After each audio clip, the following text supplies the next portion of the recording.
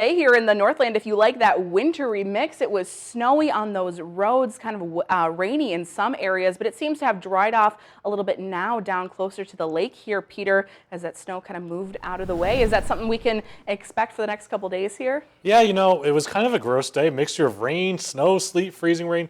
We're clearing out right now in the Twin Ports. That is not the case, though, however, for the UP as well as Wisconsin.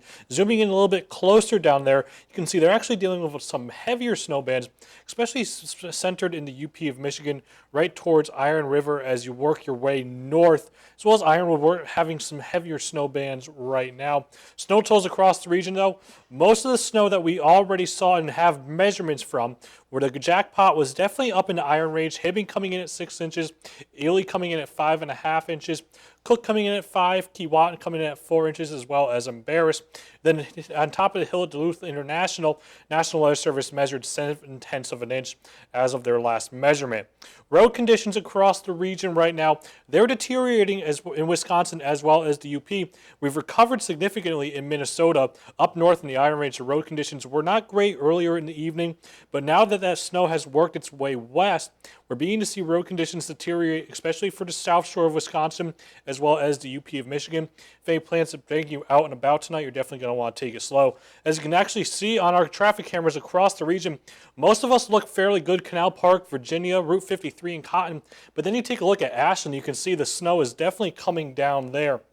The good news is your forecast for tonight, we're talking about clearing skies, still mostly cloudy though, with an overnight low of 21 degrees for us here in the Twin Ports, and that northwest wind in place at 5 to 10 miles per hour. But we're warming up as we head towards Mondays, maybe approaching 60. I'll have the details coming up. Natalie? All right, thanks, Peter. 15 jurors have been seated for the Derek Chauvin murder trial, slated to start on Monday. But the killing of George Floyd has strained the relationship between the community and police, so much so that some are taking actions against crime. Daryl Forges gives us an inside look at how people in the Twin Cities are protecting themselves and their fellow neighbors while the trial is underway. Security ramped up, not only by police officers, instead, neighborhood and community organizations make their own plans, as opening statements in the Derek Chauvin murder trial are scheduled to start next week. If people are telling people to not call the police, what are they supposed to call? And we decided to come up with at least the beginning of an answer to that. The Powderhorn Safety Collective is a community group with a network of what they say is more than 300 active members ready to respond to any situation. Patrol night started 2 weeks ago. When police show up, we're there to witness what goes on, and for everybody's protection. The Minneapolis Police Department is part of Operation Safety Net, aimed at supporting peaceful protests and allocating resources to safeguard communities. But for protesters who may target neighborhoods, the message is clear. Those that are terrorizing neighborhoods will indeed be held accountable and will be arrested. Are you comfortable when you see police patrolling in your neighborhood? Or? Not anymore.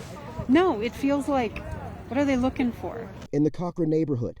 How do we prepare to deal with a guilty or not guilty verdict? Weekly association meetings and group texts have been activated.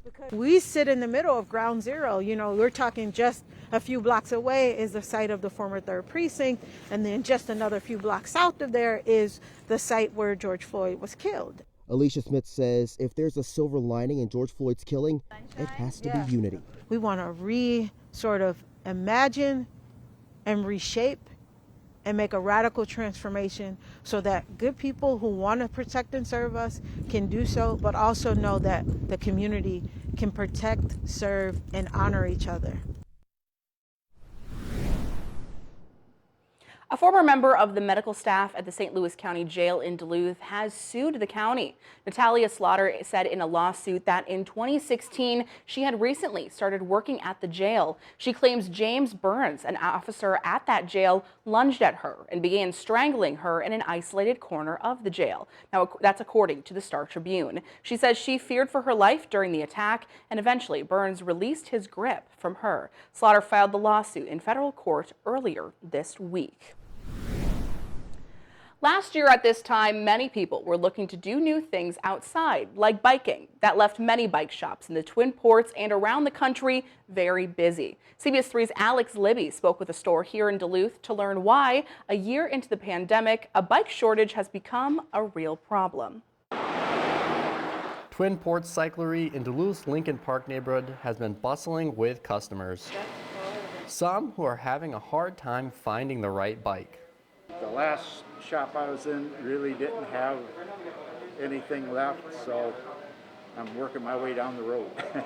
Russell Alt, who used to ride 3 to 4 days a week when he was younger, is trying to get back at it, but not because of the pandemic. I've got a knee replacement and a bad knee and stuff, and my chiropractor suggested that bike riding may be